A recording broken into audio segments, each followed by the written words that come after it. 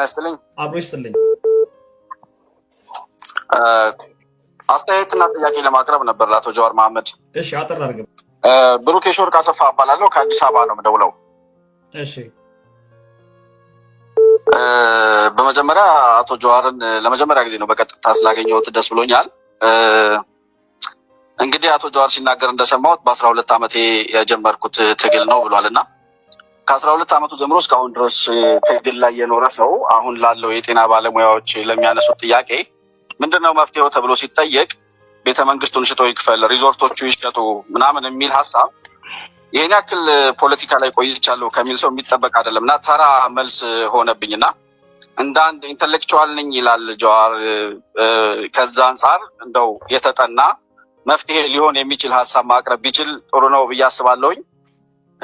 ሁለት ዋና ዋና ጥያቄዎች ለማንሳት ያክል ጀዋር መሐመድ እኔ እንግዲህ ፖለቲካ መከታተል ከጀመርኩ ጀምሮ የህዝብን ብሶት የሚሆኑ ነገሮችን የህዝብን ቁስል እየነካካ ብሶት ከማራገብና ሰውን ከማስለቀስ ያለፈ የሀሳብ ፖለቲካ ሲያራምድ አይቼው አላውቅምና ብሶቶችን ብቻ እየነካኩ የሰው ቁስል እየነካኩ የፖለቲካ ትርፍ ለማትረፍ ከመንቀሳቀስ ይልቅ መቼ ነው በሀሳብ የተሻለ አሁን ካለው መንግስትም የተሻለ ሀሳብ አለኝ ለህዝብ የሚጠቅም የሚል ሀሳብ ይዞ መምጣት የሚችለው መቼ ነው የሚለው ጥያቄ ቢመለስ ስላለው።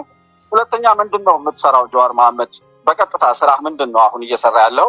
ከፖለቲካው በምታተርፈው ነገር ነው የምትኖረው ይመስለኛል እና አይ ቲንክ ይሄ ፖለቲካ እንቅስቃሴ የምታራግባቸው ከዚህም በፊት በቄሮ አብዮት የመጣህበት ይታወቃል እና አሁንም እንደዚህ አይነት ሙቭመንቶች ላይ ነው ያለው እና ይሄ ከቆመ ምናልባት የምትሰራው ነገር ላይ ሊኖር ይችላል ብዬ አስባለሁ እና ምንድን ነው አንተ በዋናነት እየሰራ ያለው የምትተዳደርበት ምንድን ነው?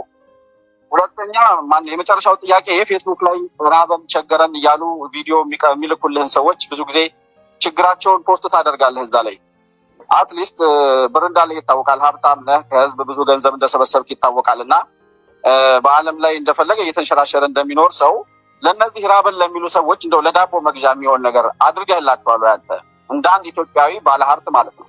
እነዚህን ጥያቄዎች ለማቅረብ ነው። አመሰግናለሁ።